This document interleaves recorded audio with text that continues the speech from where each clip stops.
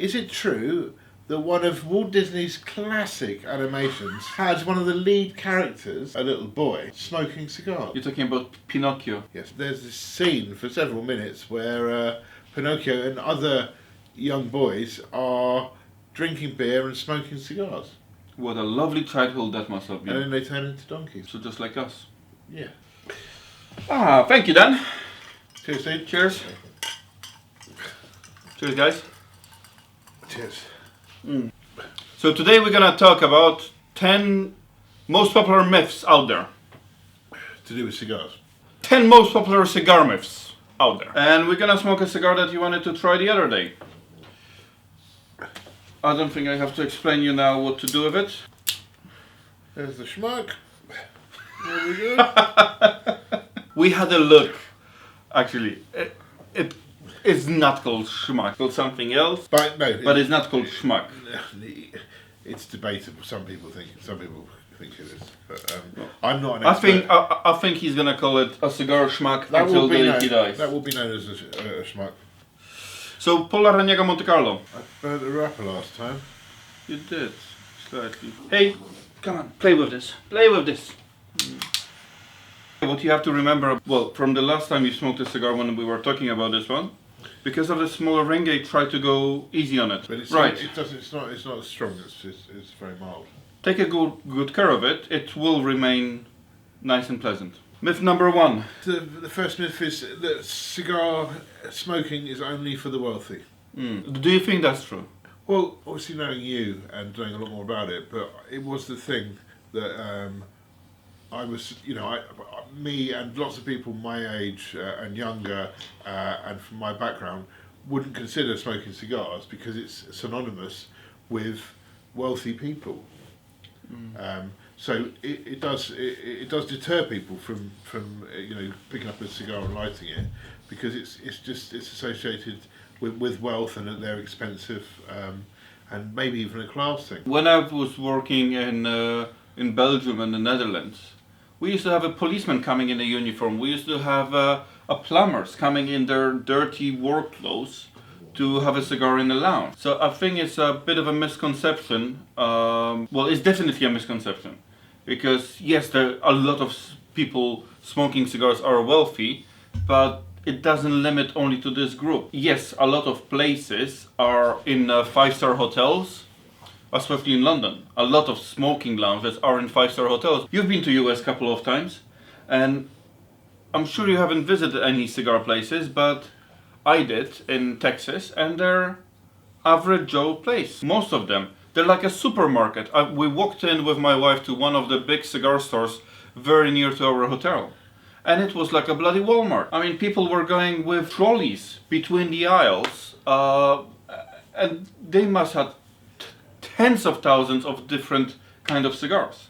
And the smoking lounge was full. And they were not... I didn't see any Rolls Royces in front of that place. It is a myth, and I hope we will bust it. Myth number 2. That cigars are rolled on the thighs of virgins. Now, not only virgin, Cuban virgins. Yeah, it's true. So, I've heard it sort of like, the best cigars are rolled on the thighs of a Cuban virgin. I've heard another 2 versions of that myth. The expensive one comes from the front and the cheap one comes from the back. Another version of it was something I've heard back in Poland. The color of the wrapper depends on the color of the skin of a woman that were rolled on. So no, this part of a myth most likely comes from the production part when women are sorting the leaf. They used to have them on their thighs. Now they have them around them on this like a desk. And I think that's where that comes from, because they used to have those leaves on their thighs. But no, you need a very hard surface, so unless she's squatting 400 pounds, I don't think her thighs are hard enough to roll a cigar. Myth number 3. Number 3, dark cigars are the strongest. What do you think of that? It makes sense in lots of different things. A darker a coffee, the stronger it is. It's normally, people associate the darker, something, the stronger it is, because the lighter it is, it's been diluted. But I would probably... Like our Negronis right now, probably. Yes. Damn. I'm getting thirsty. Beautiful. Sometimes I feel that to some people from outside, we look like the trailer park boys. You know, the guy who used to walk around with a... It's a day number 4 that I keep drinking Negroni in the morning. I start to feel I need this in my hand. When it comes to Cuban cigar, the wrapper don't bring anything to a flavor. The best story about it is the one I've heard from Slavo. For people who don't know, Slavo is a friend of mine who competed at the Habanos Sommelier World Championship, came second. The story I've heard from Slavo was about Kedorse Corona Claro. Apparently there were cigars called Kedorse Corona Claro Claro. Claro is the color of the wrapper. You have the Claro, Colorado and Maduro, the 3 main ones, right? Claro is the lightest, Colorado is that color, and the Maduro is the dark one. There is also an Oscuro, which is almost black, but that doesn't exist in Cuban cigars. And so they were called Corona Claro. Corona is the size, Claro is the color. Corona Claro Claro was like an extra bright, and people were paying, I don't remember what he said, like 30-40% more just for the extra light wrapper, which brought absolutely fuck all to the flavor, but it took them a couple of years to realize they're being ripped off and it doesn't bring anything to the flavor, and they discontinued that cigar. Official information from Cuba is the wrapper brings maximum of 3% to the whole party. With a non-Cubans, probably a different story, because some of the wrappers in non-Cuban cigars are grown outdoors. So that's my answer, no. So if you open 2 different boxes of the same cigar, like, I don't know, let's take it for example, Partagas D4, right? Even if it has the Claro wrapper, which probably will not happen, it's still gonna be the same flavor as the Maduro wrapper. That's all there is. Myth number 4. Refrigerators. Now, I've been in people's fridges and I've found makeup. Like some women, they keep makeup in there. That that blew my mind a little bit. I'm like, but makeup or the nail varnish. Yeah, Usna does that as well. Yeah. Also, our fridge is full of it. Also, I mean, if you go into our fridge, there's camera film. Okay? No. So, but also, not in our fridge, but I've been in people's fridges and there's a cigar in there. So what's all that about? What a lot of people think, if I put my cigar in the fridge because I don't have the humidor, it will last longer. I will extend the shelf life. That's absolute bollock. If you leave a lemon out of the fridge, it will go bad. But it doesn't go bad in a fridge, but it gets really, really hard. It just dries out. So yeah, that's absolute horseshit. Cool. But I want something that I keep in the fridge. People going, oh my god, why do you keep that in the fridge? I think I'm going to keep a book in the fridge. What title would that be? What title biography of Jeremy Corbyn? That wouldn't be in my fridge. Myth number 5. I've heard this and it sounds like a cool idea. But is it true that you can dip your cigar into a drink? Pussy. No, Monica. No, oh yeah, there was only one guy who used to dip his cigar in the pussy. Bill Clinton. Anyway, back to the myth, okay? that by dipping a cigar in something like a whiskey or honey, that it is something that's done and it enhances the flavour. Before I answer that, sorry, I'm just thirsty. Thinking of Bill Clinton with his cigar and Monica Lewinsky made me thirsty. Keeping it moist. Yes, it is being done all over the place. Yes, people do that. I've seen people fucking do that. No, you should not do that. I mean, the cigar is beautiful as it is.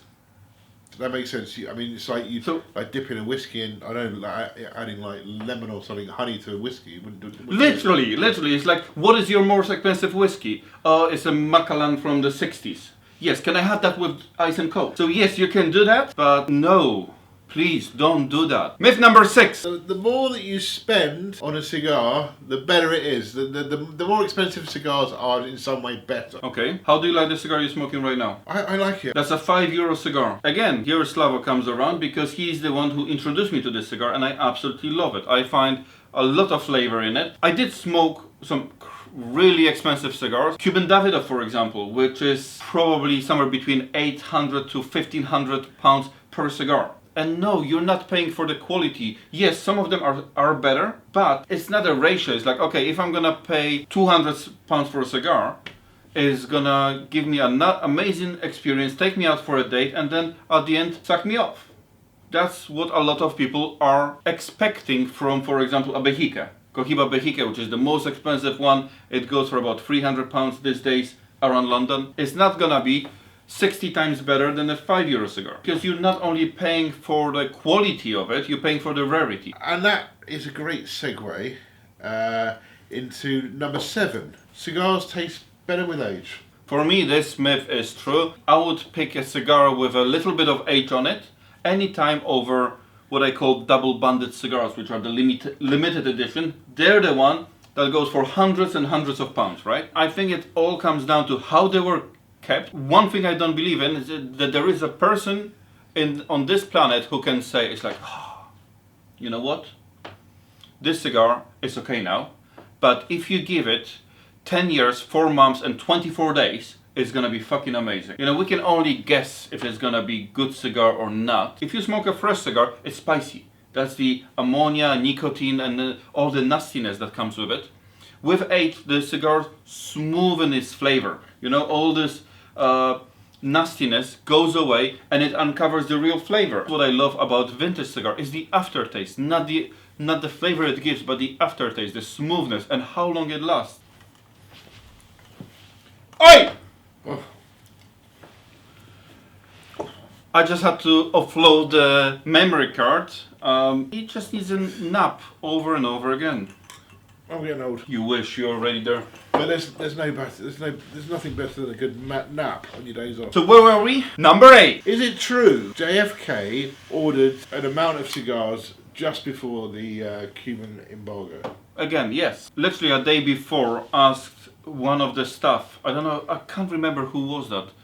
If you Google it, you can find the name of the guy. There is an even interview with him describing the whole process. So he asked him to buy so many Upman, buy as many as you can. If I remember correctly, he bought 1,200 cigars, and Kennedy opens the desk, pulls out a piece of paper, signs it, and starts the embargo. Myth number 9. The strange one, the Cohiba exploding cigar. So first of all, what you know is it's a strange twist on that myth, because the myth is exploding cigar, that CIA tried to assassinate Fidel Castro with exploding cigar. From what I've heard was true, but it wasn't a Cohiba, because it was not one attempt. A couple of cigars were poisoned, and that's why Cohiba was born. The story goes that Fidel borrowed a cigar from his bodyguard, and that bodyguard had a cigar from his friend who used to roll cigars, and in a free time he would roll the cigar for his friends, and Fidel offered him a job. That's how a brand of Cohiba was created. Cohiba was a cigar only for Fidel Castro, only rolled in a secret location, which today is the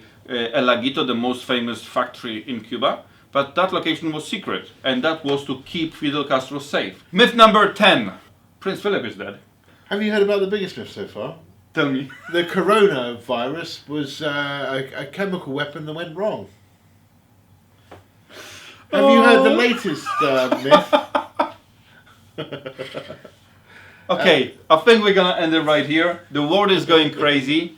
We're only gonna talk about the cigar myths. It's been fascinating as always, and it's great to get your brain going and listening to some of those that lovely fascinating knowledge that you have in there. Can somebody pass KY jelly, please? All right, then. Cheers. Thank you. Thank you, Stay guys. safe. Stay the fuck home. Cheers.